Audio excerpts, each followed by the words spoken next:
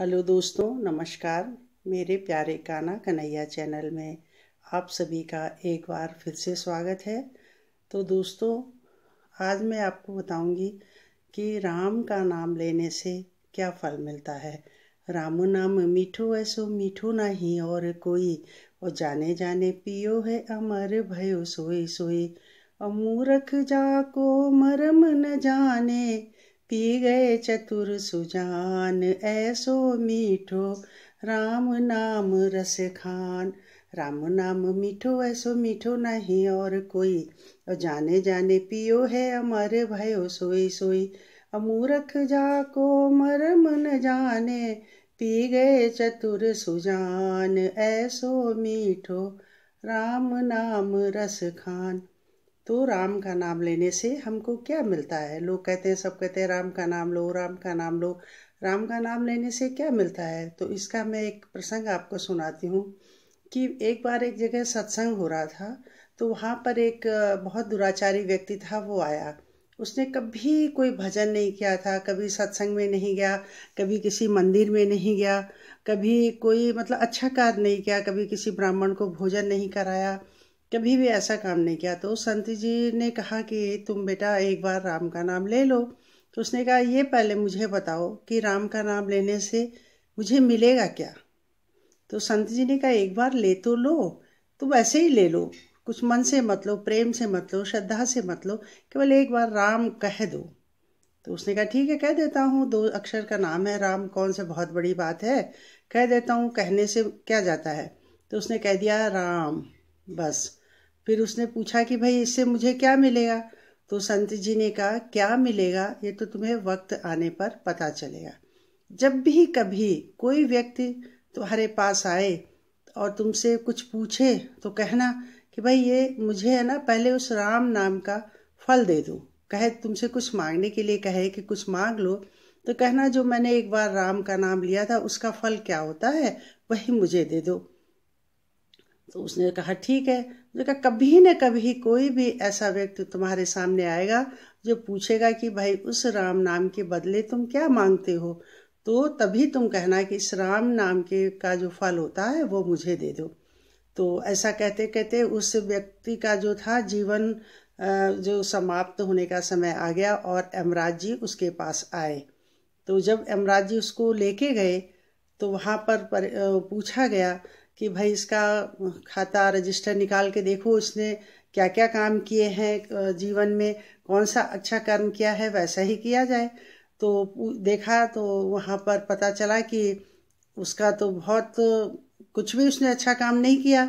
तो कहा गया कि यहाँ तो इसने तो कोई भी काम नहीं किया, जिंदगी भर ये उल्टा पुल्टा ही काम करता रहा, कभी किसी को सताया, कभी किसी को लूटा, कभी कुछ। तो क्या किया जाए। फिर बोला, बस एक बार इसने है ना राम का नाम लिया था। तो यमराज ने, जो धर्मराज थे, उन्होंने कहा कि ठीक है, पहले इसको राम के नाम का फल दे दिया जाए, उसके बाद इसका आगे का जो पापों का जो पुलिंदा है उसको देखा जाएगा।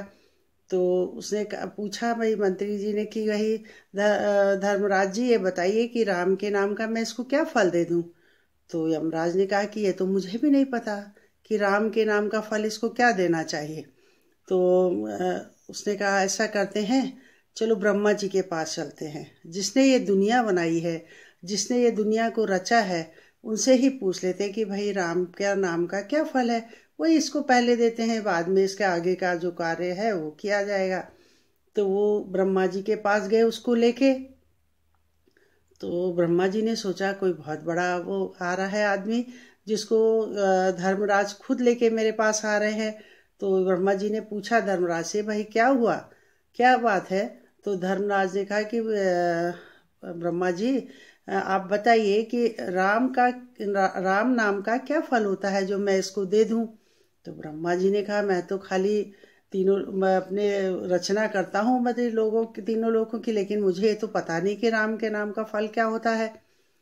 ऐसा करते हैं कि जो शंकर भगवान है, जो हमेशा राम नाम में ही डूबे रहते हैं और अपना मृगशाला पर बैठे बस उसी में रमे रहते हैं, हमेशा राम नाम का ध्यान लगाए रहते हैं, उसी उसी का नशा उनको चढ़ा रहता है, उनसे जाके पूछते हैं। तो वो धर्मराज और ब्रह्मा जी और वो जो व्यक्ति था, वो तीनों ही शंकर भगवान के पास शिवलोक में गए। तो जब शंकर भगवान ने देखा कि धर्मराज, ब्रह्मा जी और एक कोई व्यक्ति हमारे पास आ रहा है, तो वो उठ के खड़े हुए ध्यान से।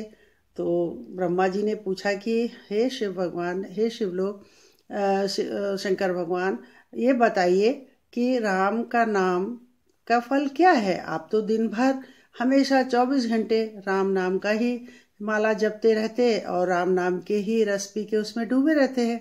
शंकर जी ने कहा, इसका तो फल मुझे भी नहीं पता है, क्योंकि मैंने कभी फल की चिंता की नहीं। बस मैं अपने अंतर मन से, मुझे राम का नाम लेना अच्छा लगता है, इसलिए मैं राम का नाम हमेशा लेता रहता हूँ।